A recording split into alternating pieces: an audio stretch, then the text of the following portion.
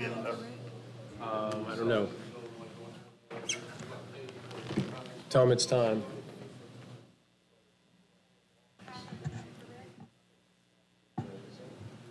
I guess he's already dialed.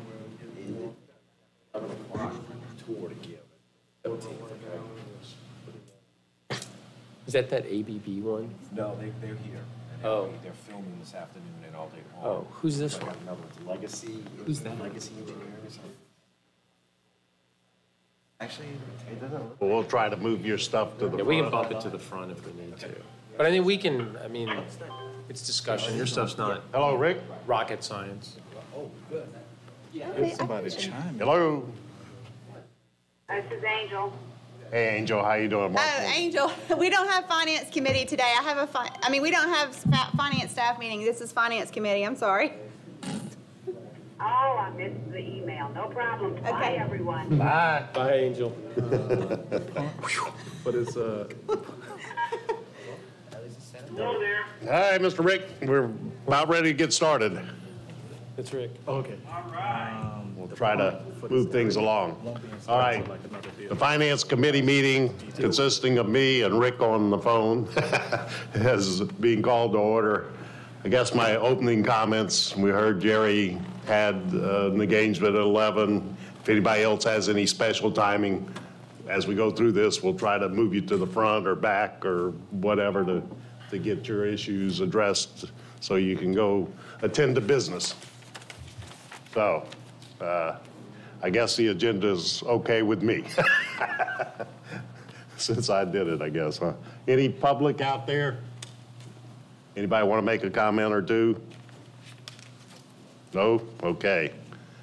Regional Finance Director's report. So I do not have a report for the finance committee this morning. I'm going to combine my report with Derek's report for the board meeting. Okay. All right. Sounds good by me. New business, review of the second quarter budget to actual.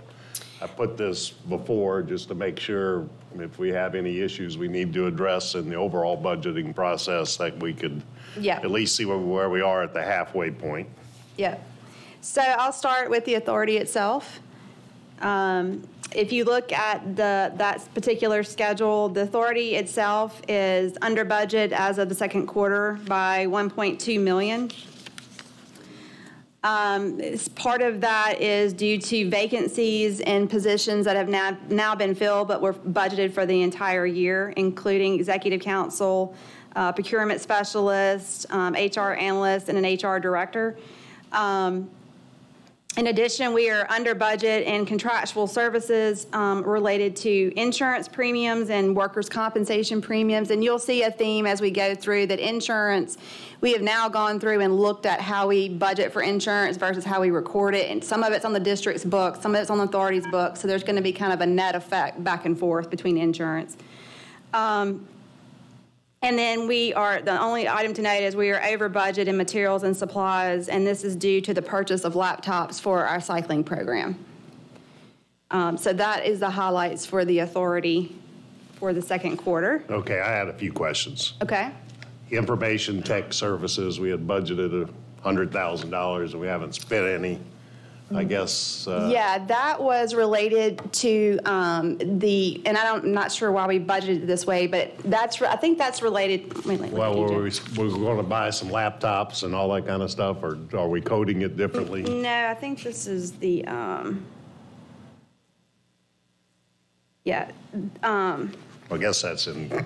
I think this is related to the IT that was going to be happening at East Jefferson. We had some equipment that we were going to put over there, but that cost ended up getting captured in the overall cost of the safe house. Okay. So it's just not in this particular category. All right. Yeah. That makes sense. Yeah. And then, of course, HR was a major part of our expense. Yes, and that contract, you come up for professional services for. The other professional services, and that was the Fazan Consulting contract, which is almost done. Exactly. Yeah.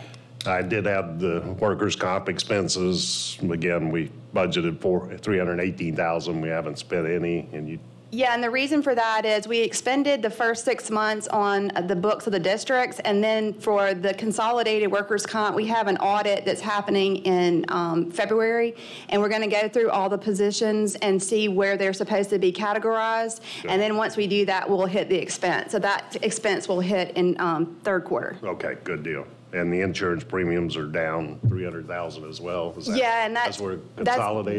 that's the consolidation. You'll see other districts, it's over. So it's just a matter, we budgeted for it on the authority's books, but we actually expended it on the district's books. Okay. And on the payroll services, didn't you mention at one time we had a big refund coming?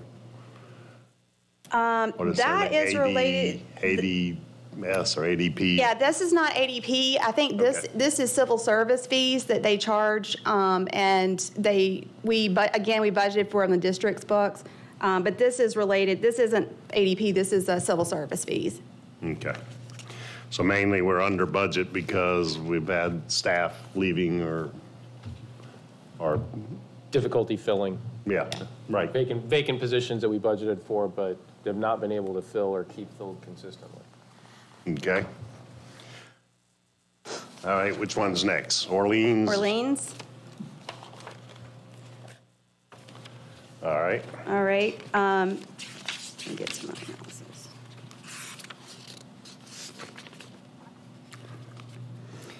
Okay, Orleans is also under budget quite a bit. If you look at the total, oh wait, let me see, wrong page. Yeah, $11 million. Yeah, so we're under budget, over budget for expenses of $3 million for Orleans. Let me go back. And I'll look at the individual categories. Personnel services is under budget, and that's related mainly to vacancies in maintenance and then a few vacancies in PCCP. That's offset by being over budget in the police department due to the supplemental pay that they now are receiving. Contractual services are over budget, and you'll see here, like one of those is workers' comp. It's over budget, whereas the authorities is under budget. Right. Let's see. Utility costs are over budget, and then also insurance premiums are over budget, $274, which again, they're under budget, $300,000 on the authorities' books. They're over budget on Orleans. Professional services, we are under budget. And that is, where is my professional services?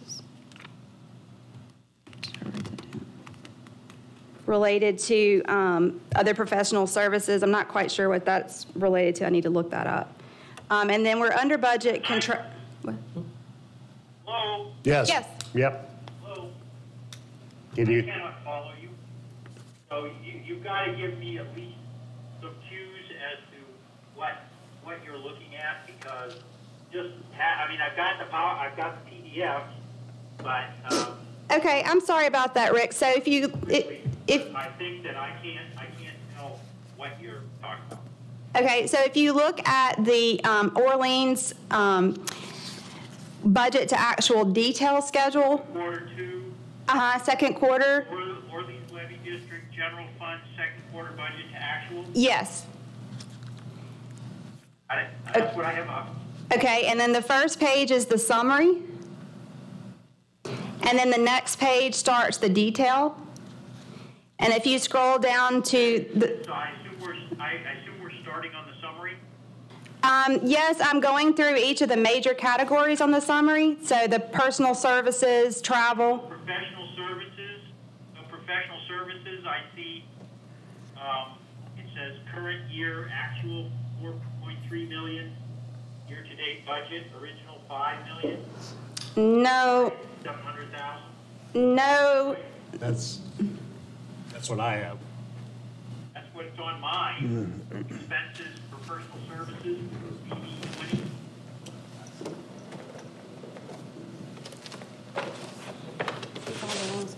Yeah, we're 715,000 under budget, according to this.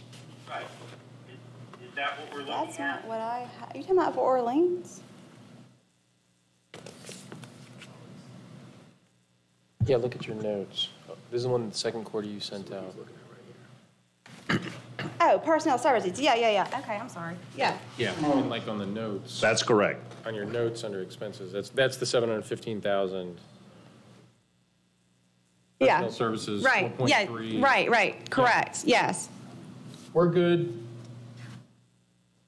Okay, well, I'm glad you're good. Again, I want to be able to follow the conversation Okay, and a bit, and so I'll be more, to the extent that as you talk about it in the context of what you sent me, it will make my life easier. okay, I will do that. And I'm basically going to go over the analysis. So if you look at that first schedule where you see the summary, and at the end of that package, there is a written narrative. And I'm just kind of going over that written narrative. Gotcha. All right. Yeah, okay. All right. That helps. Okay, so do you see the written narrative part?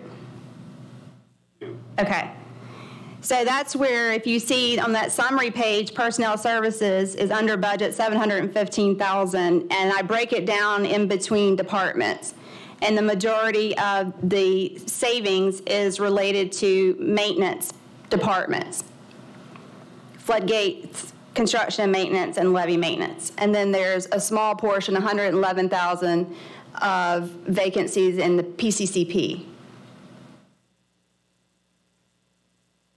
Okay. Okay. And again, that has to do with not being able to fill positions. Correct. A lot of positions. It is.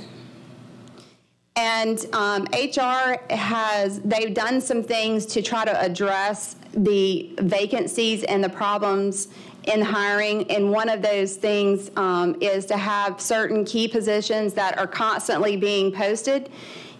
Previously, we had to continually repost positions, and now we will have an ongoing posting. They're also looking at working with various organizations to recruit for maintenance positions, and they're looking at employing special interest rates to get higher salaries to be able to attract and retain people.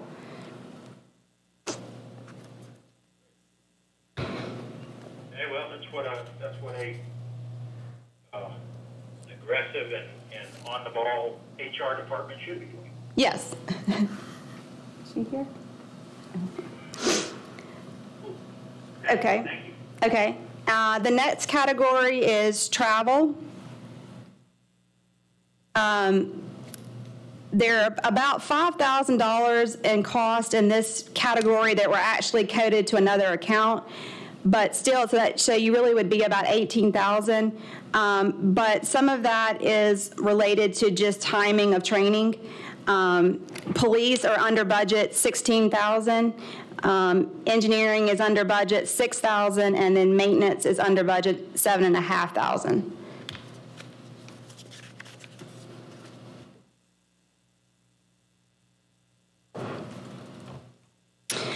The next category is professional services. This one I need to do some research because I didn't look at one of the categories that were under budget is other professional services. And some of that also is under budget for legal fees, but I need to look into why we're under budget in other professional services and exactly what department that's related to. But I will come back and email you guys with why we're under budget in that category. Okay. The next category is contractual services.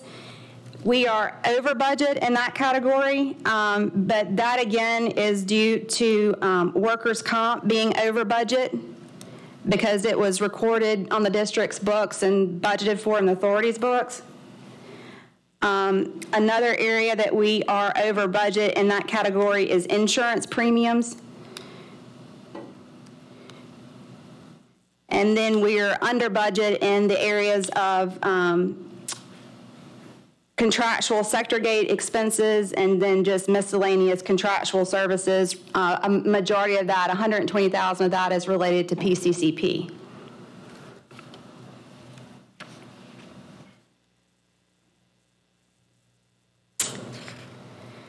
The next category that we are under budget is materials and supplies. We're under budget in that total in that category of $700,000. Rick, if you look on the detail, then starting on the second page of that packet, it goes and starts going into the detail, and you can see a breakdown of each of the categories. So page 3 of the detail has the breakdown of materials and supplies and exactly where we're under budget. Some of it is related to parts and supplies for repairing equipment, but the majority of it is related to fuel cost, and some of that is because the fuel cost hit in the third quarter. And it's cheap. And it's cheaper, and gas prices or fuel prices are going down.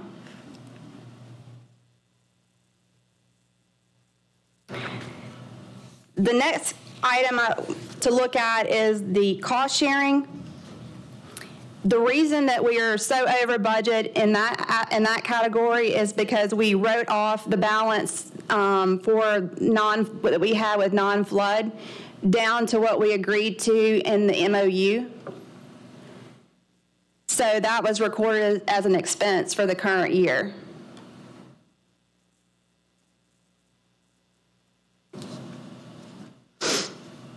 And we are anticipating getting the payment from non-flood for the remaining balance.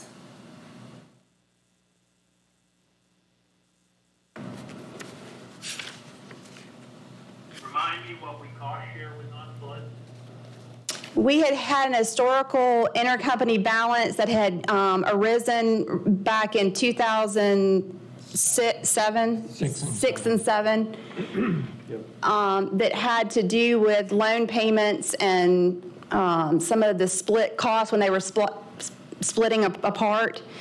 And we went through that analysis and agreed to what was actually owed. I think it was 1.3 or something. I believe so. Like 1.3 million. Which they pay off over year and a half or 2 year period, I think on so. quarterly installations. Yeah, quarterly installments. Yeah. Like 200 a quarter. Okay. And how does that relate to cost share? So when we wrote off the receivable, we had a receivable from them, and so when we wrote off that receivable, it hit expense, and that's the cost sharing with affiliates is what account it hit. So they owed us more than what they agreed to pay us? Yes, the receivable that was recorded was $7 million something. But it wasn't. It wasn't an accurate number, Rick. That was part of the discussions we had with non-flood. There were costs that had been, billed to non-flood that were even incurred before they existed. And so that was part of the discussions with what was really appropriate, and that was what led to the 1.3, I believe it was, number. Okay, so then they're paying us that, and the rest, in order to sort of retire the debt on the books, we put it into what we're calling cost share. correct.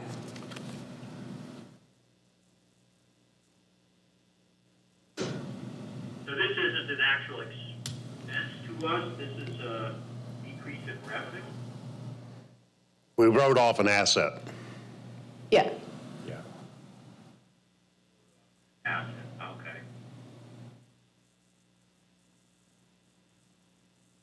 It's like writing off bad debt, but it really wasn't bad debt. Right, yeah. Shouldn't have been recorded in the first place. Yeah, it shouldn't have been recorded in the first place. But this is not an actual expenditure. No, we didn't have to put cash up. Right. Right, that's correct. Right, so. I mean, it's just, I know accounting isn't as much an art as anything. That is so true. I thought I was the only one that thought that. I mean, I guess if we were, okay, well. And Rick, if you need me to, I can send you the details of the discussion that we had about that and kind of give you some more context. No, I mean, fine. This is fine. I mean,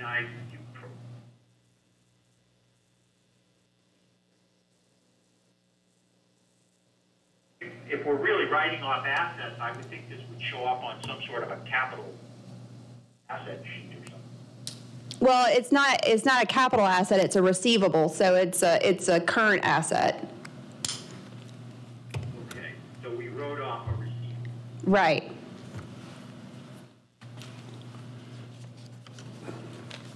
All right, well,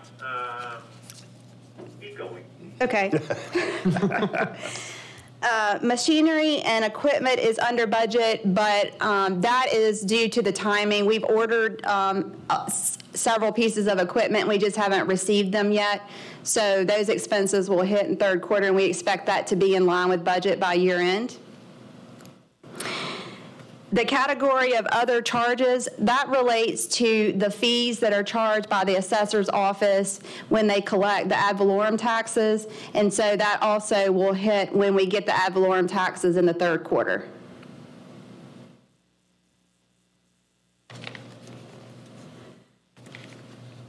And that's Orleans General Fund.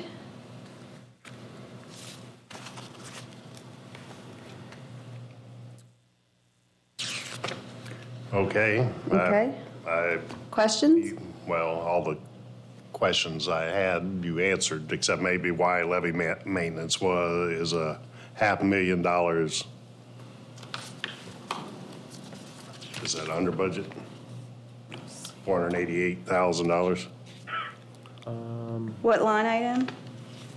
No. Well, I'm looking back on your summary sheet, the contractual services, I guess. No, professional services. Said we just don't have any mowers, employees. It's under personal services. It's a component of personal services. Wait, it's under personnel services? Personnel services, right. But it's a contract. Yeah, that's the $715,000 we're under budget, but 488 has to do with levy maintenance. He's talking about this one. Oh, that's manpower. That's the positions in that particular department. Yeah, that's a lot of mowers. It is. Yeah. But that's the shortfall. Yeah. 23 people, I think, right off the top of my head. Well, this is half a year, so that would probably be about right. Yeah. Yeah, I think that was what I was referring to when I said that's a lot of people. Yep. Yeah. All right. I'm going to go to the slip fund. I didn't really have a lot of questions on it. Okay. Rick, did you have any questions on the slip fund? Is there anything noteworthy in it that you want to draw our attention to? The only thing noteworthy that I would say is there is one of the larger projects that has not started and I believe is in litigation, and Ryan can confirm, is the seawall erosion phase 4 project. I can talk to that.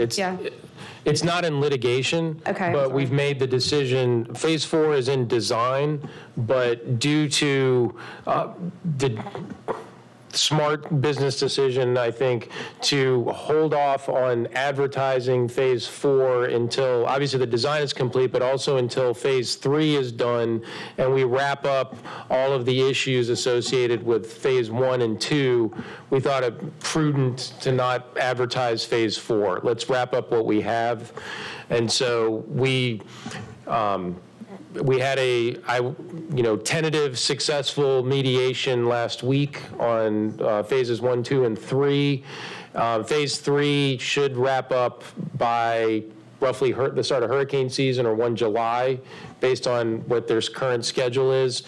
But I don't anticipate phase 4 going out for advertisement before that. We want everything done. That's been part of the issues we've had.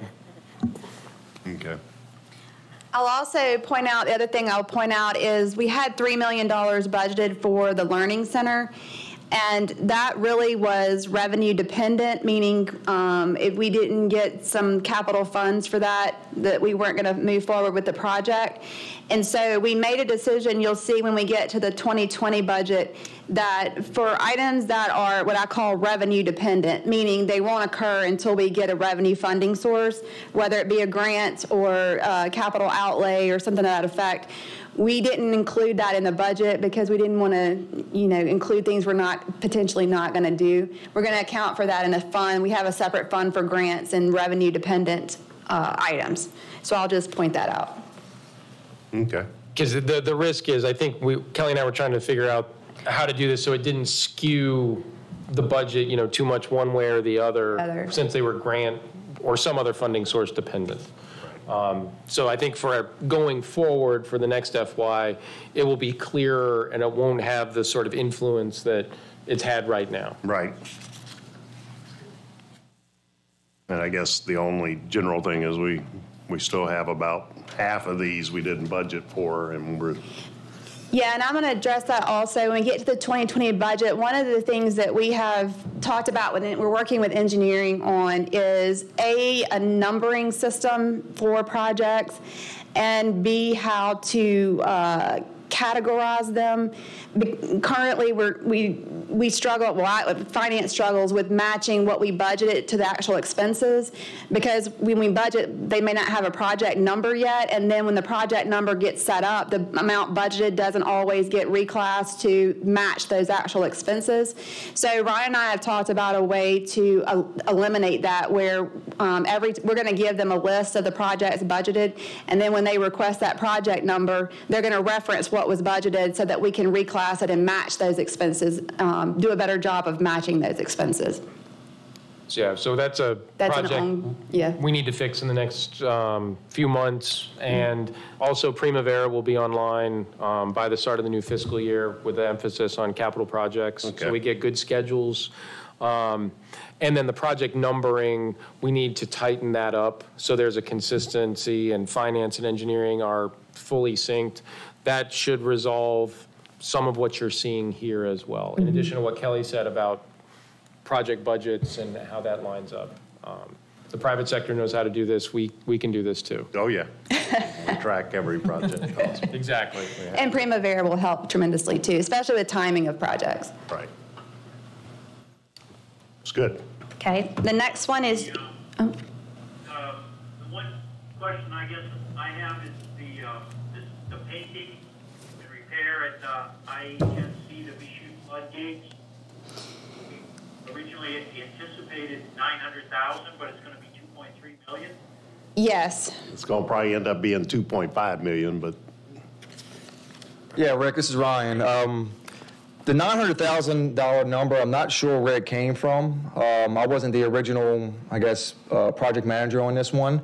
Originally, I thought the 900 was just a portion of what was going to be spent during this fiscal year, but I can't really find any, backup to show that we had other amounts budgeted for other fiscal years. But the 900,000 was an internal number. Of course, the engineer's estimate was a lot higher at the time of bids. So I'm going to do a little more digging on it, but not to make any kind of an excuse, but it was a project that was done by another project manager. So I think you had a budget item that you had a couple of things. You've got an individual that's not here, but the budget item wasn't really reconciled with the final bid. That's one item. And then the other is, this is also the project that, as it's gone on through multiple storm seasons, there's been additional costs incurred to yank a gate if a gate was out for sandblasting or repair work and storms came, we had to get it back in quickly. So there are additional costs multiple times in some cases because of the timing. That is a lesson learned for us as the staff in terms of sequencing. It's not a project that had been done before, but now we know, to manage it better, not bite off so much at once, and also to stagger it not during primary storm season. And one other issue, or not issue, but one other factor that increased the cost was right prior to the finalization of the design, we decided to add about 10 Lake Bourne gates onto this project. That wasn't in that under that 900K. So that added another $220,000, $250,000 onto the construction costs. So. Yeah. How did, so the board approved the contracts for this? Yes. Yes. Yes. And when the board approved the contracts for this, resolution say wherefore 900,000 had been budgeted, and the bids came back at the low bidder was 2.3. We're still good with that? Well, and Rick, normally what we do for budget adjustments is we don't do it on a case-by-case basis unless it's really significant, like when we wrote off the debt for the bond, or paid off the bond. But we wait until the end of the year because we're under budget in other projects, and so we look at the total net for the slip fund in total, and then determine if we need a budget adjustment, because we're over on this project, but we're under in the visitor center and in the seawall erosion phase 4 and other areas. That's not to say we couldn't. Well, I can understand that. I think the question that I would ask is, when you go through the bidding, so this particular job, when we bid it out, presumably the bids came in, and the board must have approved it, right? Yep, Right. Right. And was there, what extent was the budgeted amount clear to the board vis-a-vis what the actual bids came back at when the board took their action? Yeah, and we can, and now that we're going to provide engineering with a list of the projects and the budget amounts, when they go to initiate the project, they can have that information and make sure that they include that information when they make their presentation to the board.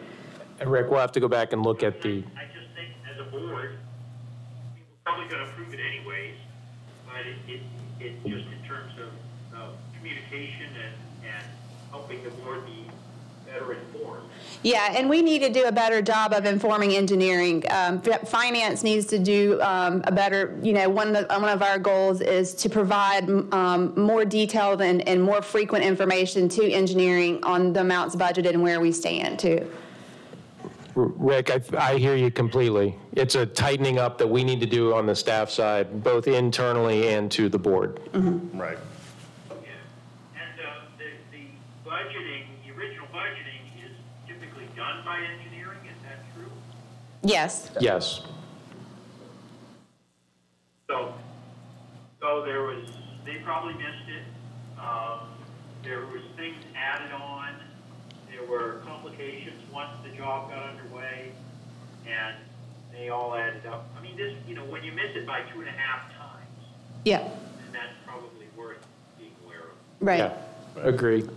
And we've had trouble getting some of the costs, even from the contractor, to be able to come back to the board more before this. We've asked them, we said, we know it's over.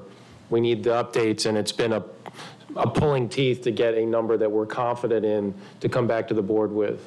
And, another opportunity to revise the budgeted numbers when we get a consultant estimated construction cost. At that time, there'll be another time or another, point where we can come back and revise the budget for that particular number. And that's prior to bids, and that'll just be, another checks and balances. Right. Yep. Good. When's the $140,000 change order request? Next week. Next week, is that going to the board or? Yes, sir. Okay. All right. Okay. We'll move on to East Jefferson, which will be fairly quick. They're pretty much in line with budget. They're slightly under $500,000 under budget. And just for the informational, I'm not discussing revenues because they come in the third quarter, and those should be in line by year end. So just mention that. And the majority of the savings are related to purchases of machinery and equipment. They put in a large purchase order right at the end of December. And so we should be getting that equipment in pretty soon. We expect that to be in line with budget by year end. And then they also had vacant positions in the maintenance department. That was a reason for being under budget. So Rick, I'm looking at the East Jefferson second quarter summary sheet. First page. And then I'm also looking at the analysis, which is the written verbiage, which is the last page. And the cost sharing, what did we cost share with them? That is cost sharing for EJ. It's in line with budget. Let's see. Line. Oh, that's the charges that SEFLA charges. That's the overhead charges. Money to the authority. Yeah, money from the authority, yes. I was thinking PCCP. I know, yeah.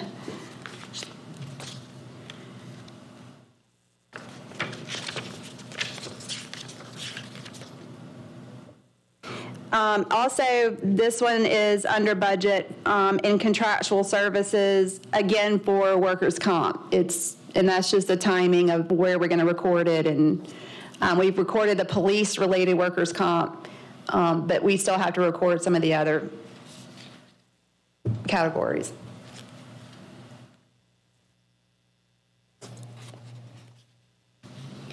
Any questions for EJ?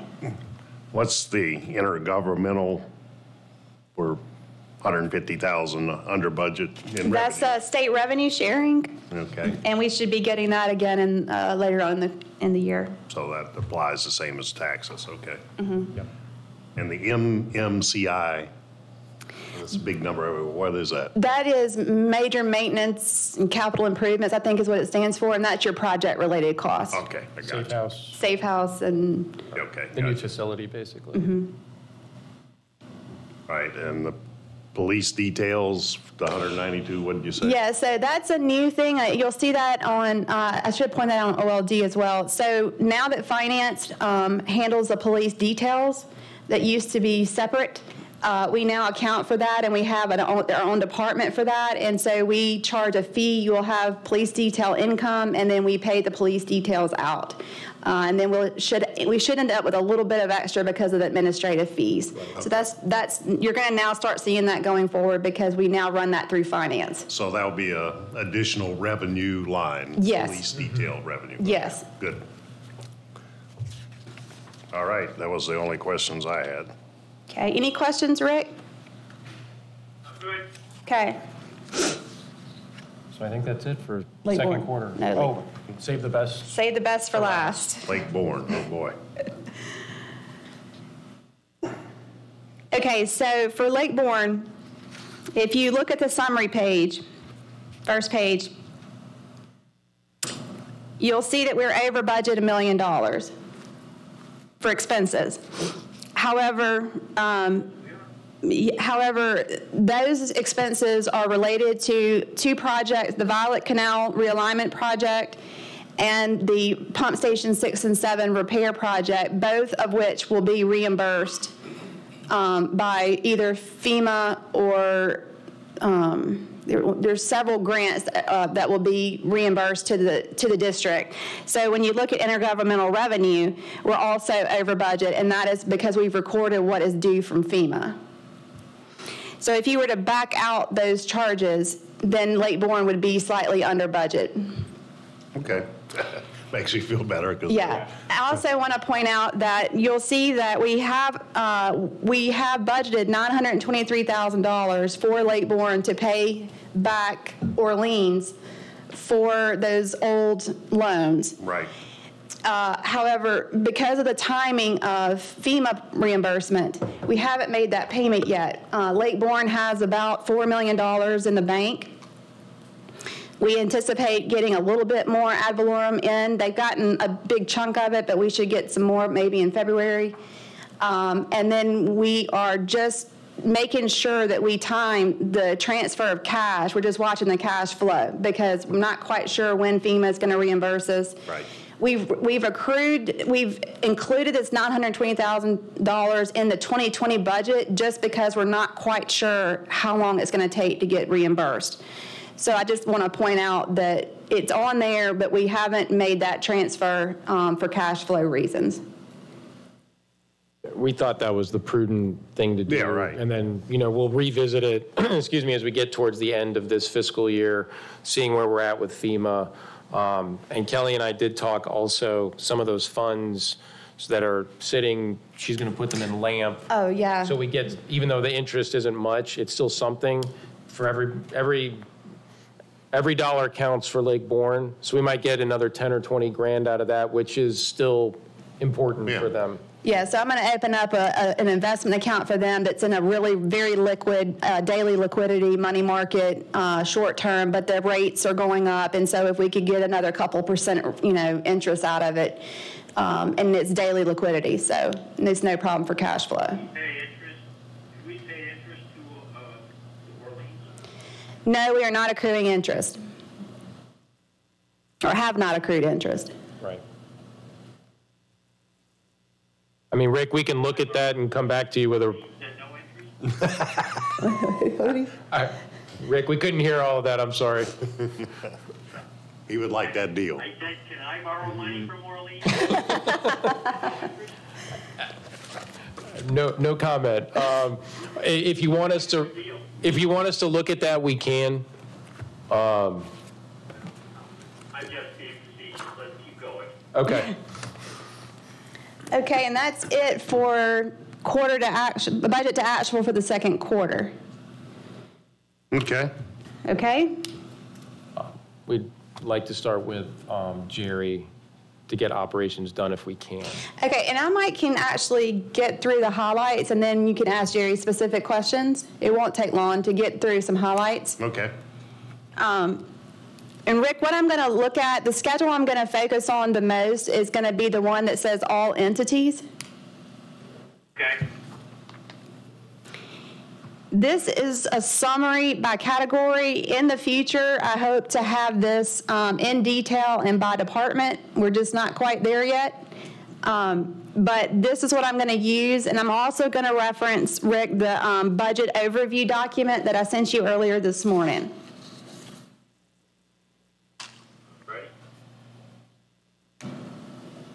I may not have given it to you. We have to. No. Thanks. You're good. I need my copy. I'll just look at it. Oh, okay. The first item I'm going to go through is personnel services. And this is for all entities combined. And you'll see a large increase in the budget. This is related to three main items. One is we will have a full year's expense for some of the positions at the authority level that I mentioned earlier, like executive counsel, HR director, that kind of thing.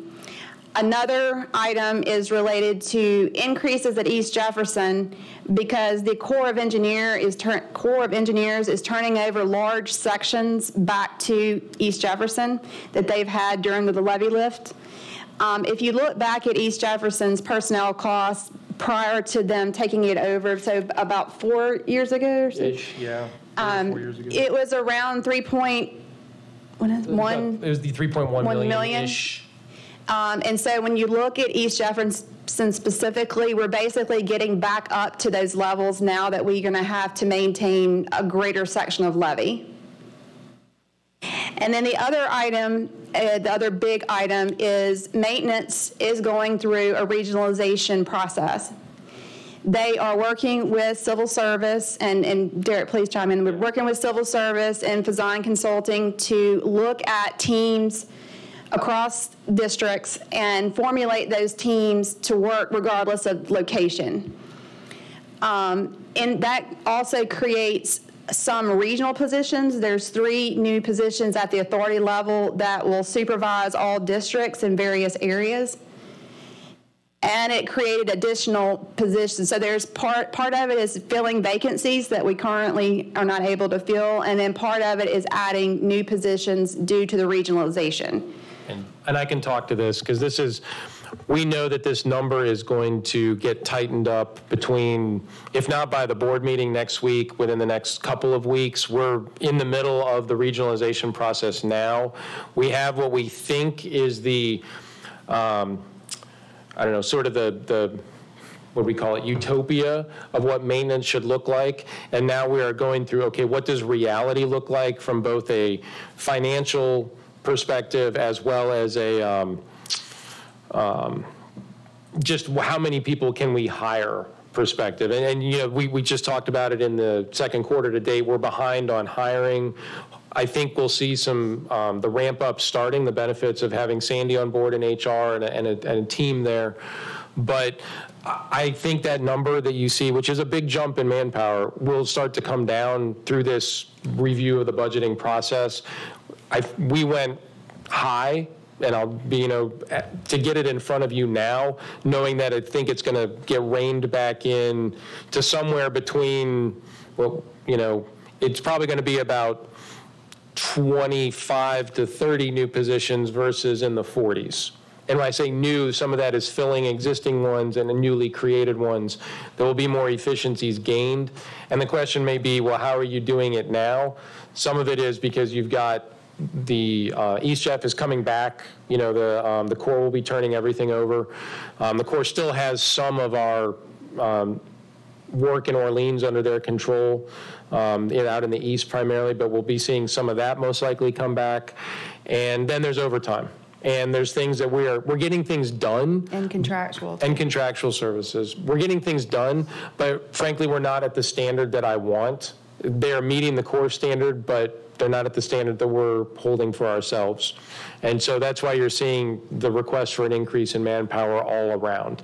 But I think it will come down from the number you're seeing in this current draft budget. Yeah, well, now we're under budget just at this point in the year, and I don't see us getting up to budget. I guess the question should we plan on increasing our contractual budget some and reducing this personnel? Because we may not be able to hire 40 people if we can't hire. We've had those exact discussions because we don't know how the timing of how quickly we'll be able to hire versus reducing the contractual. There's kind of we're trying to find a balance between contracting it out and knowing we're going to need to supplement versus being able to hire. And so we've had those internal discussions, and that's what we're trying to tighten up and nail down exactly how we're going to balance that. Okay. I have several contracts where I'm paid on a cut basis. That's how we pay. And that's how we pay. And so if you only need them 3 cuts a year, and then we have our own staff after that. Right. Right. And adding in, I think if we were under a more set organizational structure, it would be easier to say, you know, contractual services goes down, in-house labor goes up, but because of the reorg, it's making it difficult to see one for one. I mean, some of the new positions that we'd like to create are more focused on herbicide, saying that properly. And right now we are sort of scraping by. You know, we've got a couple of licensed folks, but not a dedicated team, and so it's sort of catch it as we can, but we want to create a dedicated regional team to handle that and be able to go around system-wide. Same thing with heavy equipment operators. We've got a couple in East Jeff, one in Orleans, one in Lake Bourne. We would like to bring them together under a regional effort and really be able to knock out work, you know, go focus all the resources on this one project or just in a more consistent manner, which is not, it's been happening some. Earl and his folks have been pulling that together, but we can do better and we can make that better throughout this budgeting process. So you're seeing some of the sausage being made as we try to get through that org chart. And frankly, some of that is getting civil service. We've had multiple meetings with them to say, this is what we're looking at, this is where we're going. They've given us guidance, but they may come back to us and say, no, you know, that position's not authorized, or it's got to be this versus that. So that is also underway. But you'll have a better number that I'm more confident in over the next couple of weeks. Okay.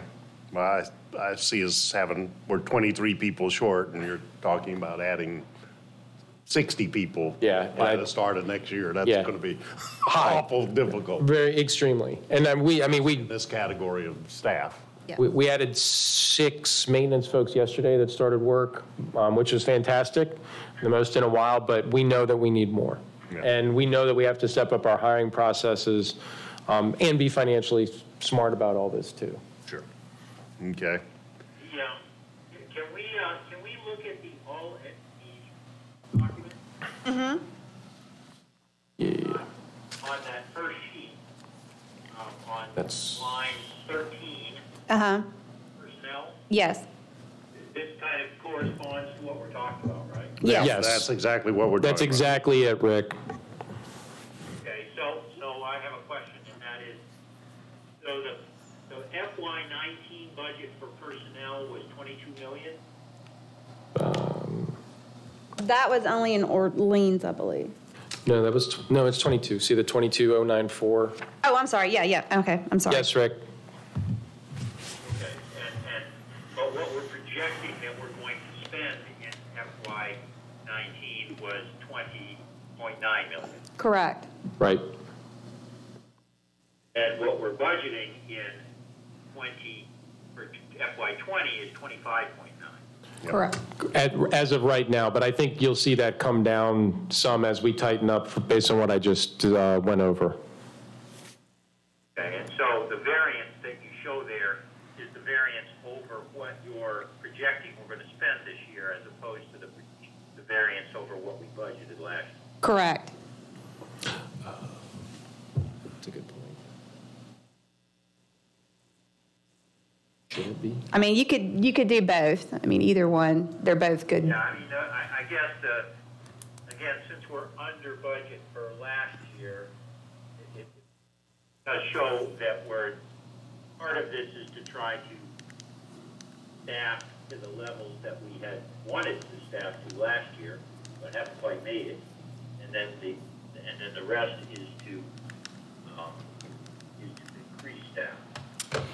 Right, so if you were to take the variance from what we originally budgeted, it would be 17.6% rather than 24%. So Derek, I think when this gets explained, because it's a fair amount of money, Sure. I would like, and I suspect others would like to hear how much of this is again, unstaffed needs. I mean, things that we were planning just haven't been able to fill. How much of this is to run a better organization? Yeah, and I can tell you, Rick, I will put that together in a more succinct way, and the data that I will use will be within each entity's budget. You'll see at the very back a schedule of headcount, and you will see the positions that are vacant currently and the positions that are new. And I will make a summary of the ones that we're actually trying to fill that are currently vacant versus the ones that are brand new positions, which would be a more efficient organization. And I can put that together. Right now, Rick, yeah, well, I don't need the weeds too much. It's just breaking it Yeah, sort of some. into here's what we simply have vacant and need, but here's how much we're going to invest to get better. And then the other question that I think that accompanies that, and it's sort of the overall question to me that accompanies regionalization versus not regionalization, is can we expect that we're going to save some money by doing it this way in a different category, like contractual, or like, well, contractual is probably the place to Right. save it, but or professional, I guess. So, Right. I mean, I think as you explain a large increase, it would be helpful to say,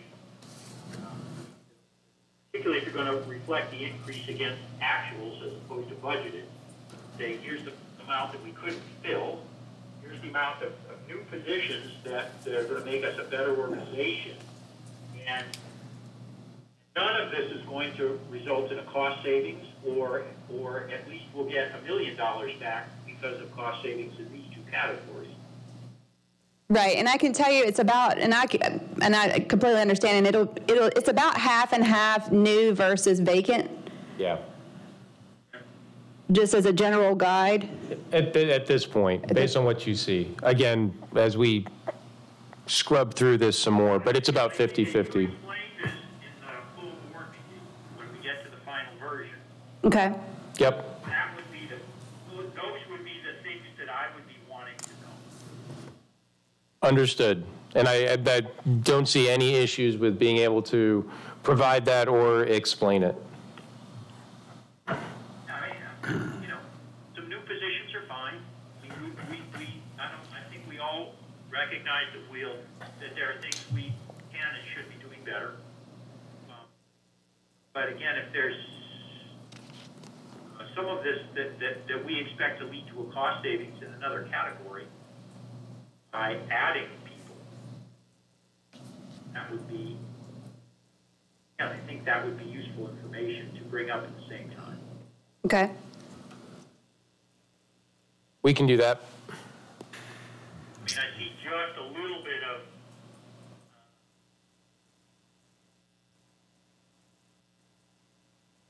does look like professional services is jumping fairly. Well, the savings would be in contractual. And I can tell you one thing that we're balancing against, when we get to contractual, is the current provider that does a lot of the cutting, which was the lowest bidder, really does not have adequate staff or equipment. We have to go out and verify that the work is done and it's done properly. It's been an ongoing problem. I'm sure Earl can speak to that better than I can, but they have not performed like we had expected. And so we are anticipating going back out for bid for those particular services. And we know that they probably won't, we don't go with the lowest bidder because he can't do the work. Then there might be some increase in contractual services just related to that particular process. So it's a balance of at what point will the contractual drop? How quickly can we ramp up people? And then it also, once we rebid those services, how much of an increase can we expect? We kind of went based on the bids from the previous, the results from the previous bid to kind of try to get an estimate. If I remember right, he bid $19 an acre. And I think we estimate like 20. My cost is generally around 60, but I have specially trained people, so I'm thinking 40 is probably a reasonable. The contract that we had prior to the one we have now was $19.82 an acre. Yeah, $20 an acre. Well, The contract that we have now is depending on the areas between $13.50 and $15.50 per acre. yeah, that's too cheap. And we have quality and oversight issues. Right. As a result. Okay.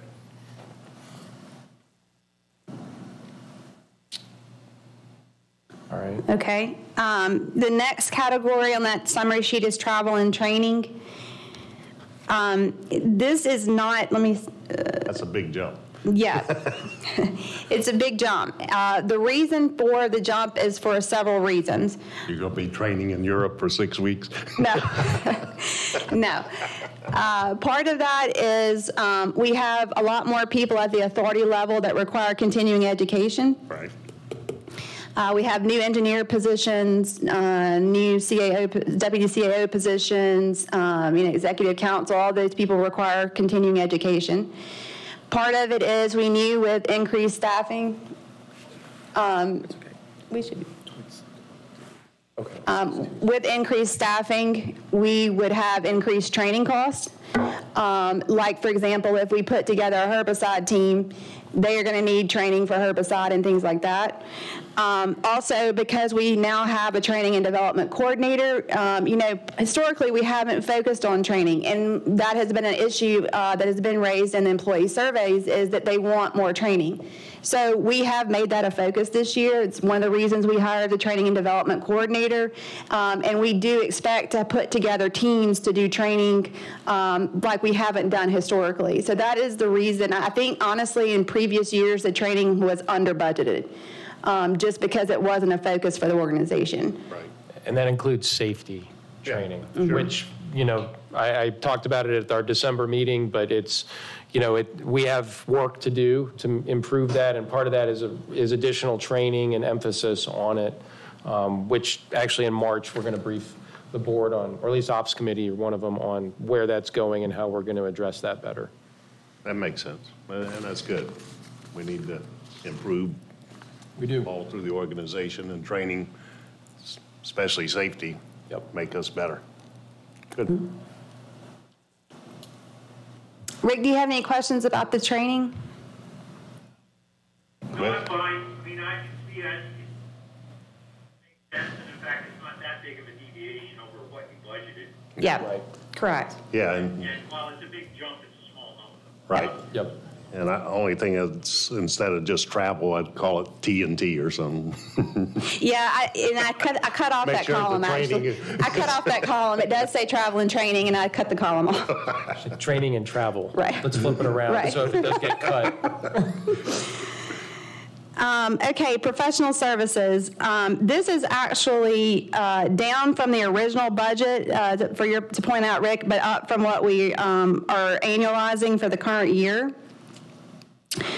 $90,000 of the increase is related to a professional services firm that's helping us identify grant opportunities for the police department.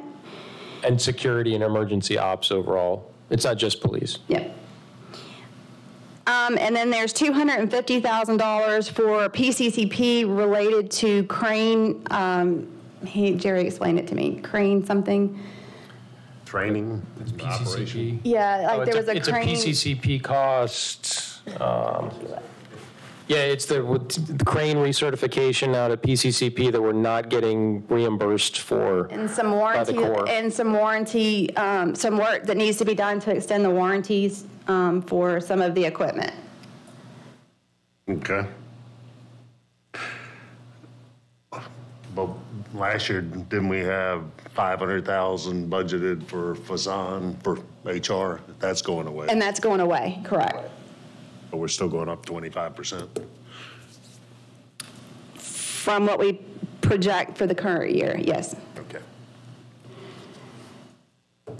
And part of that's also legal fees. We are going to have some legal fees for Lakeborn and. Oh, yes.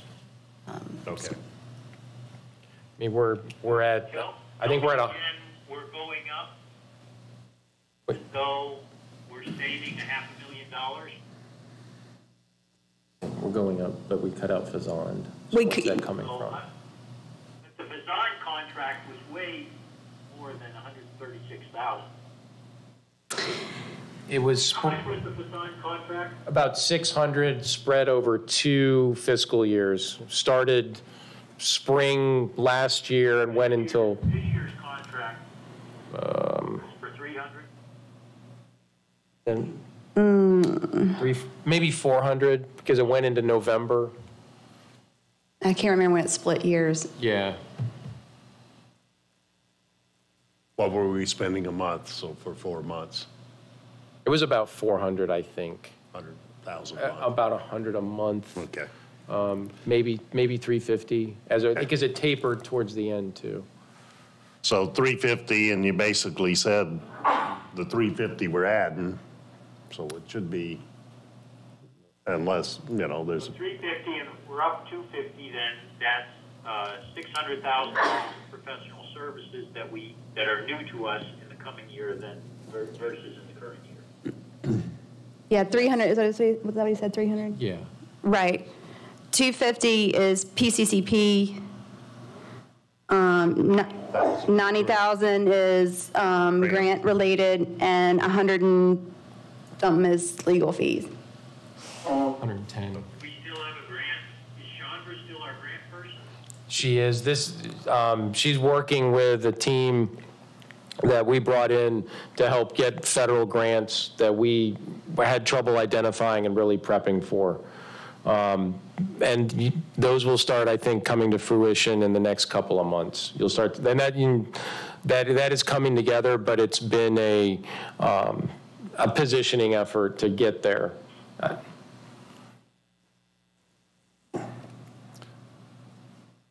And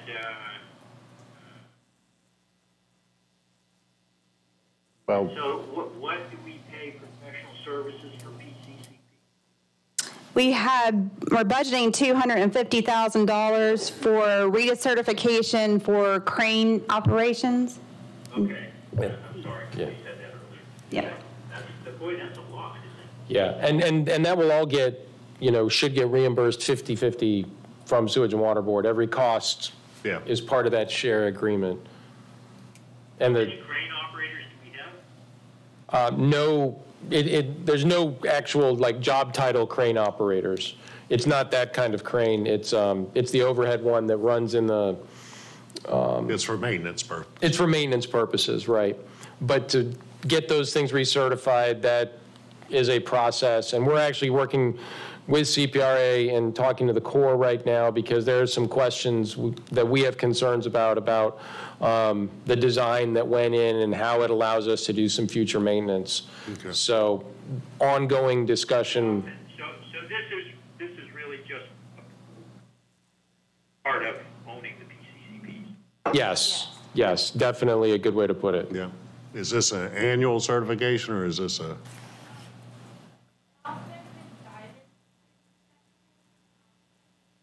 Oh, we have to do a diving inspection annually? Okay. Did we have to do it this year? We have not had to do dive this year. But we don't have an O&M manual yet from the Corps yet either. Okay. And we're still under warranty through 1 May. So the 250 includes the diving inspection as well? Is that what you're saying? Okay, good. All right.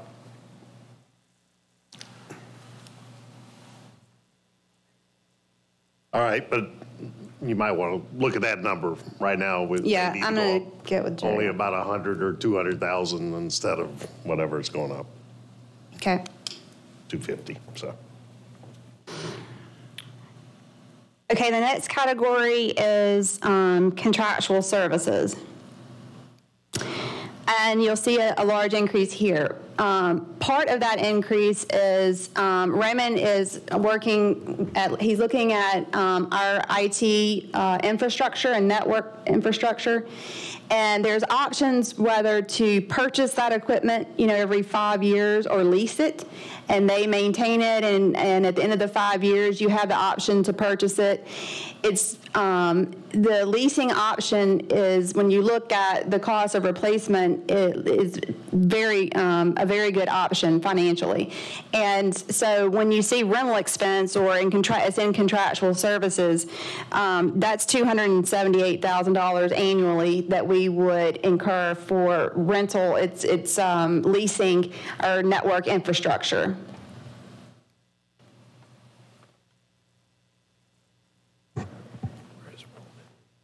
And does this somehow show up as a lesser amount in equipment purchase or something? Yes, we otherwise would have to buy the equipment, and we'd be budgeting for it in equipment purchases. Where is Raymond?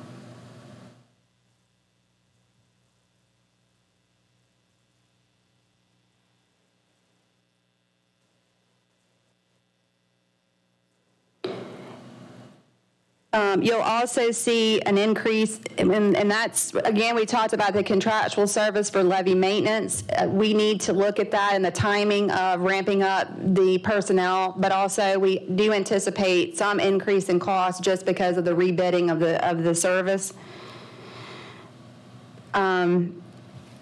You'll see some movement on insurance. We talked about that. There's like increases at the authority and decreases at other areas, like decreases at EJ. And that's just us moving the insurance around between books.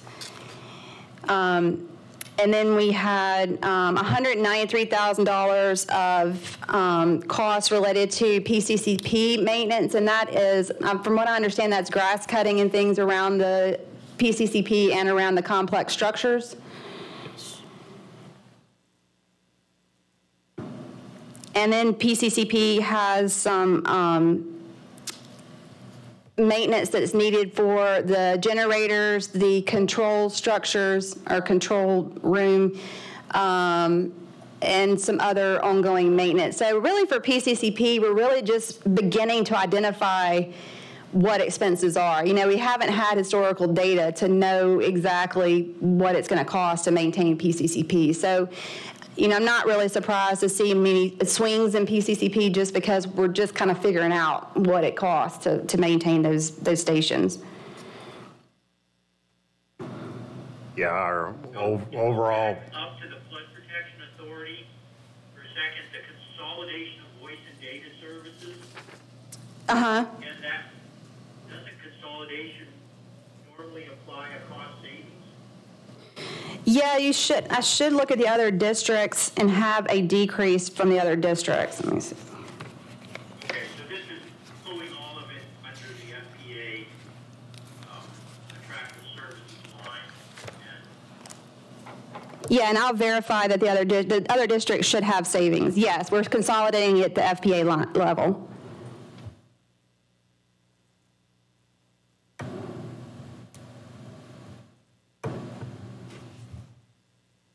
so, for example, East Jeff, the reduction in East Jeff is also in part due to reduced voice and data, elimination of voice and data services. Correct, Rick. This is Roman. I'm sorry.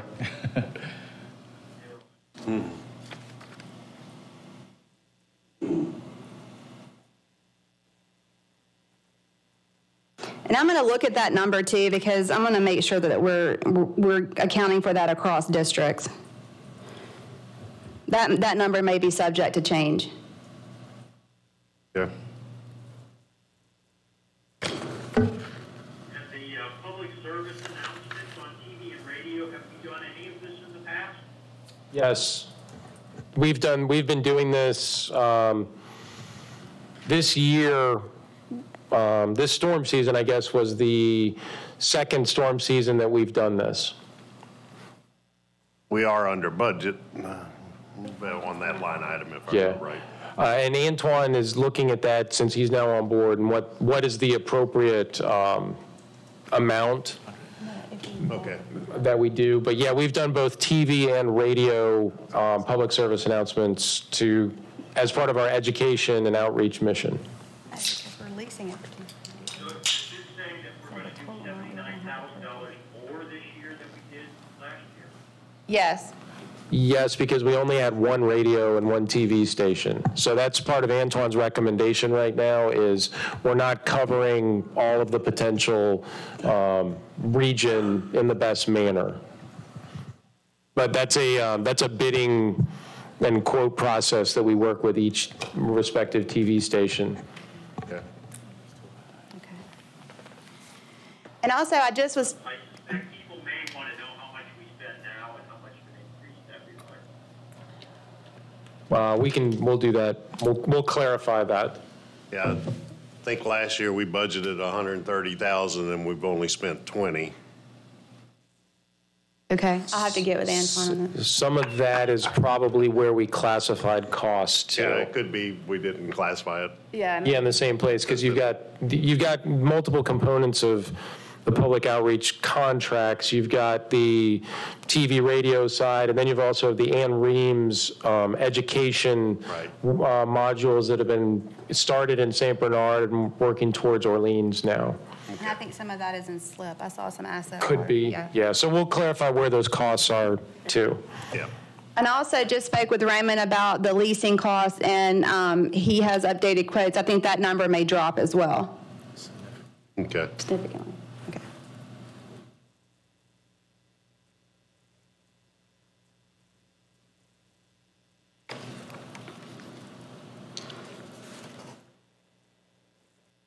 Budgeted last year, 130. 138,000 for advertising. Right.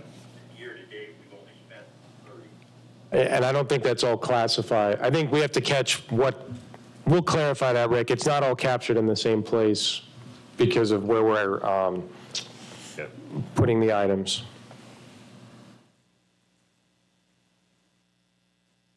But if we budgeted 138 last year, we could go up some, but I wouldn't Right. go up too much just because that's not a real flood protection issue, but it relates to overall sentiment in the taxing facility. Yes. So it's good to advertise. Okay, next. Okay, materials and supplies. That's budgeted to go up just slightly, 6% or 146,000. That's mainly due to expected increases in fuel cost.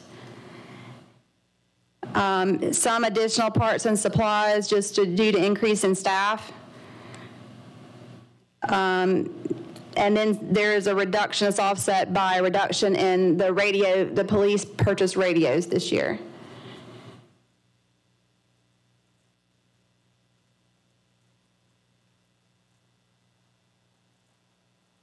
Okay. Equipment purchases are budgeted to decrease 142,000, and the majority of that decrease is at Orleans. And that's just the timing of when they need equipment. Okay. Did we include adding a fuel maintenance truck like we talked about? Did talk about that. Do you know what the conclusion We was? got to check on that. Jerry had to go to that tour. Right. So we'll make a note to verify on that. Yeah, because We did. we have to get the fuel off the pump station. Yep. Or else it will deteriorate over time, and we could use that fuel to run our tractors if we had Yep. and I don't want an 18-wheeler 5,000-gallon tank, one with 300 or 400 gallons and with oil on it and all that, so we can. Yeah, and we maintain did our talk equipment. about that. I don't remember what the. Yeah, we'll verify. I know Jerry and I talked about it, I don't know, 2-3 weeks ago. I just don't remember where it got in. If it got in there or not, okay.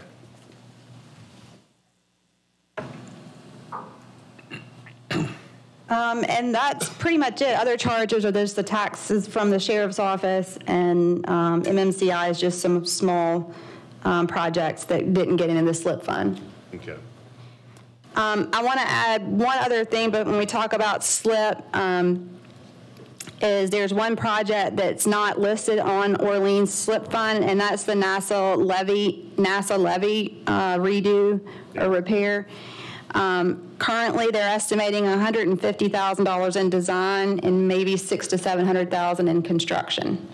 But we don't have we're not out of design yet. We're still working with the engineer on what the design is actually going to involve because of borings, and we're going back and forth with them.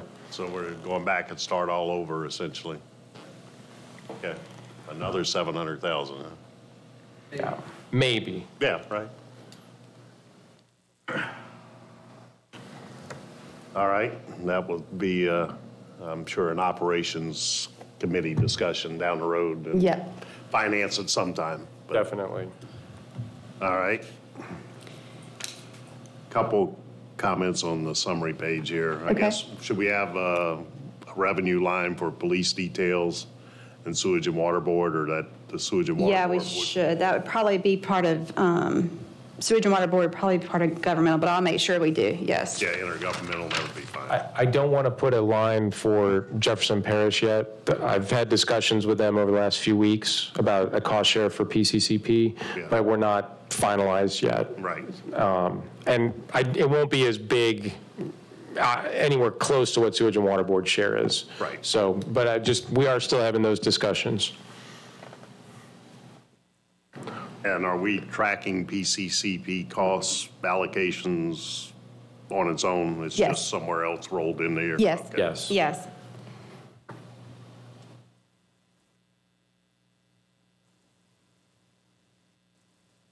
I guess we continue to budget about $4 million for that. I think that's going to drop, actually, now that we're realizing exactly what some of the costs are. I think we will see that drop. Okay, well, I'd still want to budget $4 million. I think let's see, for 2020 PCCP is, Where's it at in this? Is it in Orleans? yes, it's in Orleans budget, and it's page 21 of 26 in the department detail schedule. Okay.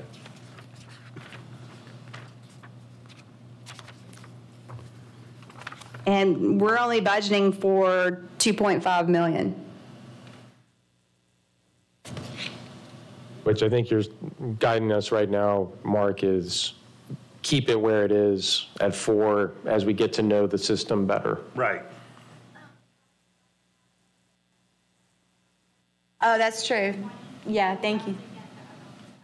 That's true. Thank you, thank you, thank you. See, thank you. There's some capital outlay. Yeah, if you money look at in the there as slip well. fund, there is projects related to PCCP in the slip fund Okay, that will be added to the 2.5 million. okay. So it'll be total 4 million. And part of that, That's the way I added it up. yep, Yeah.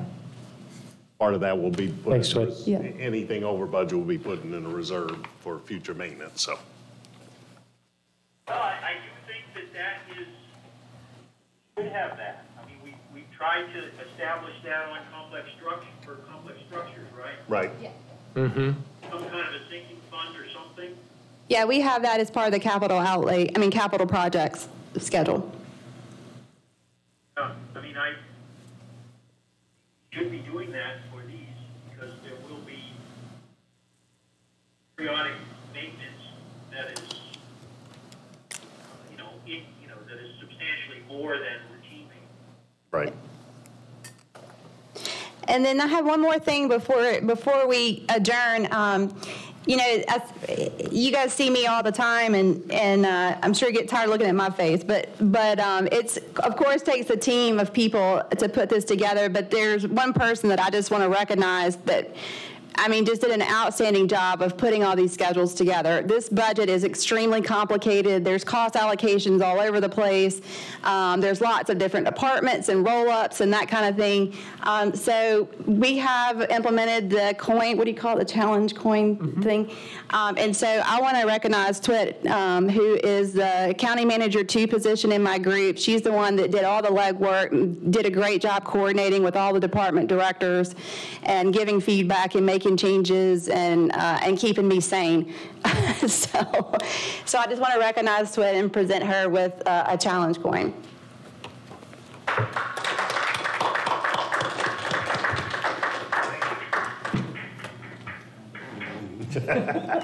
Thank you. We'll have to take your picture and put it in the newsletter next month or something. Good deal. And you still have auction. Oh, and we have auctions. Yeah, we got the surplus as the Yeah. next agenda item, but as far as budgets, I That think should be it, yeah. And we'll make Got some any more adjustments and give you guys updated schedules. How does the Sewage and Water Board pay us? Do they just send us a check for $2 million each year, or do we have to send them an invoice for actual expenditures? How does that work? We're supposed to send them an invoice, but we have been trying for a couple of months now to get their finance folks to sit down with Kelly and true up based on our costs. That was part of the agreement for them to do basically a joint audit of our expenses and go through that. I spoke to the director about it 2-3 weeks ago. Again, we need that meeting. We're going to continue to push for it. But yeah, we will eventually need to, once we true up, send them the bill for the next go-round. next fiscal year. Yeah. I see that, is this, I see that there is a escrow, PCC escrow of $500,000. That's the original 500. Okay. That came from Sewage and Water Board. When they originally, based on our original $4 million estimate, the deal we cut for the first year was the $2 million, half of the 4, plus an additional $500,000 in escrow, because we just didn't know what expenses were going to be. So we'll sit on that 500 throughout this process. But I think what you were talking about earlier was setting aside a routine amount for longer-term maintenance for PCCP, and we'll budget that accordingly as well. Yeah, I'll get with Jerry and see what that needs to be. Good. Okay, all right, yeah, I noticed this escrow, but that's something different. Yep. All right. If no other budget, we move on to surplus equipment. Sale of it by auction. More in the $91,000, and this is, you just put a value in here just to say what we wanted to get as a minimum. Well, it's required to come to the board and say, this is what we think the value should be based on the appraisal, but it goes to auction, and so it might be less and it might be more. Right, well, some of this stuff, scrap, is probably worth more. But It's hard to say. it's hard to say. Yeah. Right. But I went through the list and, you know, It's a lot of small stuff, but it starts to add up. right, and it is adds what up you to see. $91,000, but some items are like $10 Right. for a steam cleaner. Yeah, exactly. So, but this is required Yep, by law for us to go through this, or just for the committee and the board to approve it. Honestly, the tractors and some of the dozers always seem to go for more, is Right. what I've seen typically. it will run, sure. Mm-hmm. So we got 5 pages, or, yeah, Is it fine? I don't know how Yeah. many items, but it's a lot. Yeah, Yeah, $91,000 market value, our best guess, huh? yeah, yes. according to the auctioneer. Okay. Yeah, I see like all our Ford Expeditions all have 170,000 miles on them, so. And most Never of them know. are 9 years old, 9 to 10 years old, Right. so. All right, All right. any discussion or issues on that one? I don't have any discussion, we'll just, since we don't have a real committee, we can't make a recommendation or anything, but I'll say we discussed it, and Okay. we recommend we go ahead and get all these assets off our book. And out of our warehouse. Yeah, out of our warehouse. Are they all on the books? Now, they- Just, are they, It will actually be auctioned. yes, And Yes, a lot of yes. them have no net book value. have zero They're fully value. depreciated, yeah. Yeah. So any income would Would be. be gain. Income, okay. Yeah, but Rick, we will hold a full auction. We advertise, once the board gives approval, for 30 days, follow the process. And then there's a day where people come and, typically come and, check it out before the actual auction. And then they go through the full process, and we hire an auctioneer to run it, that's approved by the state. Okay. We don't go to like Henderson or some of those, They come here. They come here. they come here? Yeah, they do it all here. Okay, And we've consolidated, so East Jeff, Lake Bourne equipment, everything will be here at, it actually is Already here at is here, Franklin. right. Okay. And will be auctioned off at one fell swoop. But we track the cost separately on where the money goes back to. sure. Okay. Terrific. All right, any other questions or comments, Mr. Rick? Not for me. All right, we'll see you next week. Thank you. This meeting is adjourned. Take care. Thank you.